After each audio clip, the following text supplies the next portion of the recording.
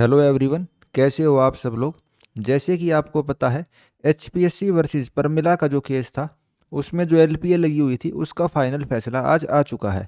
आज इस वीडियो में हम देखेंगे जो ये फाइनल डिसीजन आया है इसके अंदर क्या लिखा हुआ है, इसका पूरा डिटेल में एनालिसिस करेंगे और एचएसएससी की और जो एचपीएससी की भर्तियां हैं उनके ऊपर इसका क्या असर पड़ सकता है। वीडियो को हम स्टार्ट करें उससे पहले एक ब्रीफ में देख लेते हैं भाई ये केस था क्या।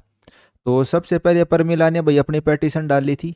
बीसीबी कैटेगरी की ये कैंडिडेट थी और इसने पेपर दिया था पीजीटी मैथमेटिक्स का। और उसका जो भाई आपको पता है एचपीएससी का जो एग्ज़ाम होते हैं 3 स्टेज के अंदर होते हैं, प्री मेंस और भाई फाइनल में इंटरव्यू। और एचएसएससी के भी आजकल आपको पता ही है भाई, पहले सीईटी होता है और फिर मेंस का एग्जामिनेशन होता है। एचएसएससी के एग्ज़ाम में इंटरव्यू नहीं होता। तो भाई एचपीएससी का एग्ज़ाम दिया इसने, मैथमेटिक्स का इसका एग्ज़ाम था पीजीटी मैथ। अब परमिला के नंबर कितने आए? परमिला के नंबर आए 41.85 मार्क्स और वो बीसीबी कैटेगरी की स्टूडेंट थी। अब एचपीएससी क्या करती हुई आई है, भाई आप जिस कैटेगरी के स्टूडेंट हो ना, भाई मान लो ओबीसी के, जैसे हरियाणा में तो बीसीए बीसीबी होता है, बीसीबी के मान लो 10 सीट हैं तो उसके 4 गुना बच्चे मेंस के लिए बुलाने हैं, तो 40 बच्चे बुलाए जाएंगे बीसीबी कैटेगरी के। और जनरल की मान लो 20 सीट हैं तो 20 गुना में 4 80 बच्चे बुलाए जाएंगे जनरल कैटेगरी के। बीसीबी वाले बच्चे के अगर ज़्यादा नंबर आते हैं तो जो शुरू के स्टेज हैं, पहला और दूसरा स्टेज, उसके अंदर वो जनरल के अंदर जंप नहीं कर सकता। जो फाइनल का रिजल्ट है केवल उसी के अंदर उसको हम जनरल के अंदर कंसीडर कर सकते हैं, अगर उसके जनरल की कट ऑफ से ज़्यादा नंबर हैं तो हुआ क्या, जो परमिला है, परमिला के थे 41.85 मार्क्स और जनरल की कट ऑफ लगी थी 38.04 के ऊपर।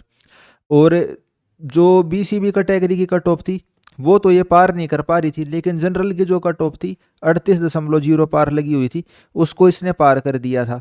तो भाई परमिला कहती है कि ये हमारी कैटेगरी की कट ऑफ अगर जनरल से ज़्यादा है तो मेरे को जनरल का कैंडिडेट मान के सिलेक्शन दे दो, क्योंकि सामान्यतः ये माना जाता है जो जनरल कैटेगरी होती है वो अपने आप में आरक्षण ना होके अनरिजर्व है, यानी कि उसके अंदर कोई भी आ सकता है।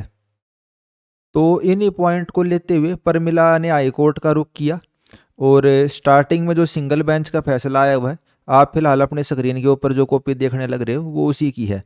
इसके अंदर क्या कहा जज साहब ने, जज साहब कहते हैं कि जी आपको जो कैटेगराइजेशन करना है भाई, बीसीबी के अंदर केवल बीसीबी के बच्चे, ओबीसी एससी के अंदर केवल एससी के, जनरल में जनरल के बच्चे, ये आप शुरू के अंदर नहीं कर सकते। आपको जो रिजर्वेशन का लाभ देना है केवल आप आखिरी में रिजर्वेशन का लाभ दोगे। और पहले 2 स्टेज हैं भाई, प्री और मेंस, उसके अंदर बिना कोई कैटेगराइजेशन करते हुए आप बच्चों को बुलाओगे। तो उससे क्या होता है भाई, परमिला भी सिलेक्ट हो जाती, क्योंकि जनरल वालों से तो इसके थोड़े से ज़्यादा नंबर थे ही। तो भाई फैसला सुनाते हुए जज साहब ने कहा कि भाई जो रिस्पोंडेंट है यानी कि जो एचपीएससी है वो स्क्रीनिंग टेस्ट के रिजल्ट को रिवाइज करे बिना किसी कैटेगराइजेशन के। जो टॉप के 100-200 बच्चे जो भी बनते थे उनको अगले राउंड के लिए बुलाया जाए और जब भी फाइनल रिजल्ट बनेगा रिजर्वेशन के नियमों के हिसाब से फाइनल रिजल्ट डिक्लेयर कर दिया जाए।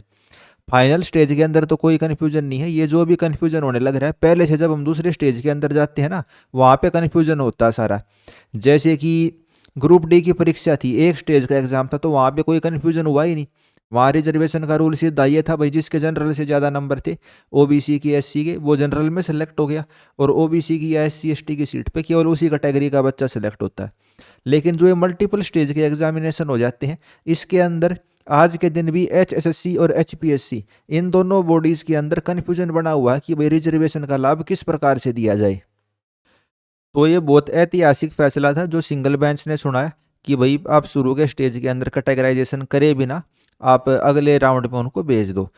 तो भाई जो एचपीएससी है वो एलपीए लगाते हुए डबल बेंच के अंदर गई, जिसका कि आपको पता है भाई कल फाइनल फैसला सुनाया गया था और आज उस ऑर्डर की कॉपी हमारे पास आ चुकी है भाई, वेबसाइट के ऊपर वो कॉपी अपलोड हो चुकी है। तो उसमें देख लेते हैं मेन बात क्या कही गई है। तो स्टार्टिंग के अंदर तो भाई वही भूमिका बनाई गई है कि भाई पहले इस जजमेंट के अंदर ये फैसला सुनाया गया है और भाई सिंगल बेंच ने ये कहा था, परमिला ने ऐसे ऐसे भाई पटिशन डाली है। अब इसका फाइनल वो देख लेते हैं, जो 30 नंबर पॉइंट है उसके अंदर जज साहब ने फाइनल अपना फैसला सुनाया है। फैसला सुनाते हुए भाई जज साहब ने कहा है जो रिट पटिशनर थे, जैसे कि भाई परमिला थी, उसको अगले मेंस के एग्जामिनेशन में भाग लेने का पूरा पूरा अधिकार है। और जो ये मेरिट लिस्ट है दोबारा बनाई जाएगी, फ्रेश मेरिट लिस्ट तैयार करी जाए स्क्रीनिंग टेस्ट की। मेरिट लिस्ट किस तरीके से बनाई जाएगी? सबसे पहले ओपन कैटेगरी की, जनरल कैटेगरी कह लो उसको, अनरिजर्व कह लो या ओपन कैटेगरी कह लो। तो सबसे पहले ओपन कैटेगरी की मेरिट लिस्ट बनाई जाएगी। मान लो जनरल की 40 सीट हैं, तो 40 का 4 गुना 160 बच्चे, 160 बच्चे शुरू के छाट लेंगे, चाहे वे SC हो, BCA BCB की हो या जनरल कैटेगरी की हो, किसी भी कैटेगरी की हो, शुरू में उनको छाट लेंगे।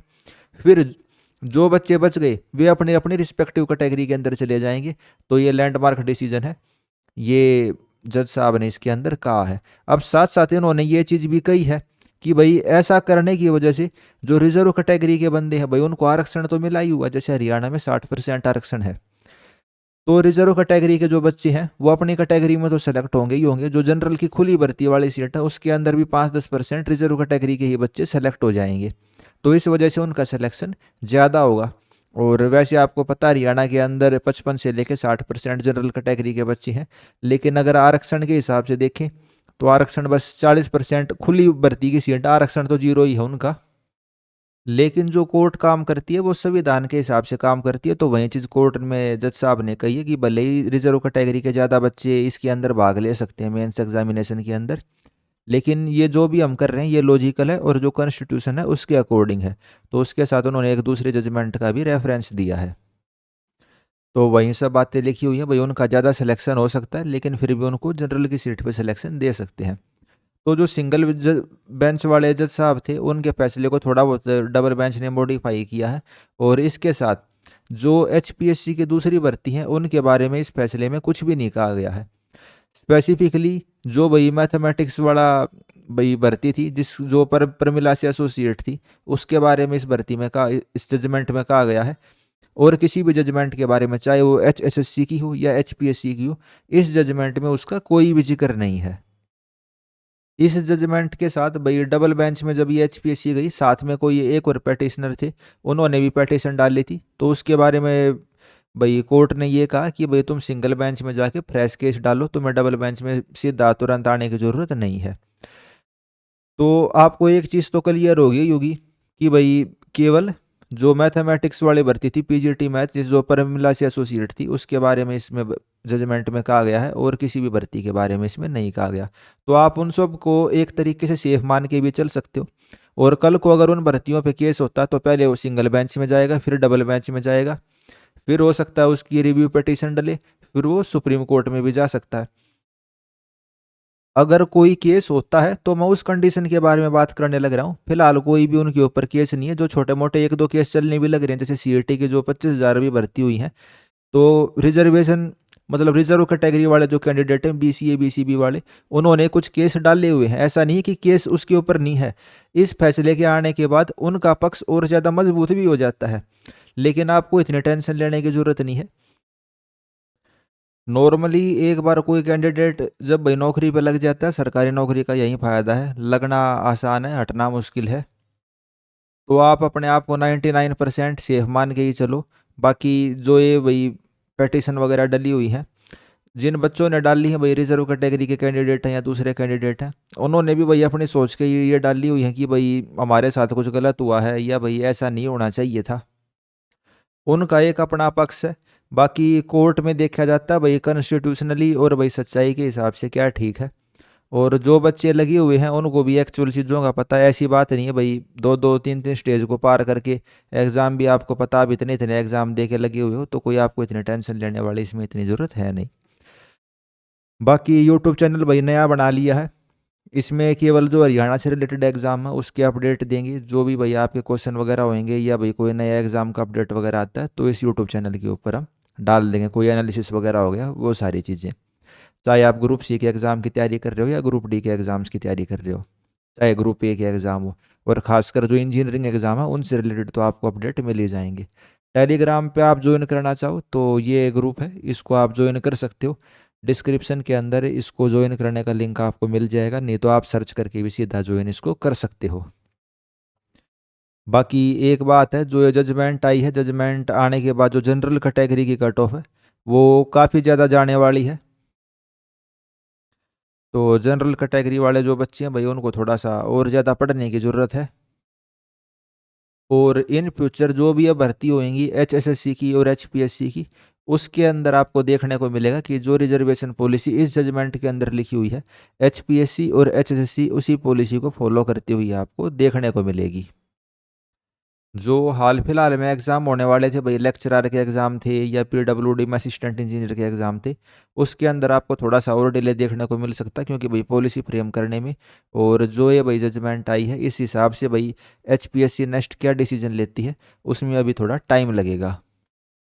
और बाकी तो भाई मेरे हिसाब से इसमें जितने भी पॉइंट थे आपको अच्छे से क्लियर हो गए होंगे। जिनकी नौकरी लग चुकी है वो अपना सेफ रह के एंजॉय करते हुए नौकरी करो।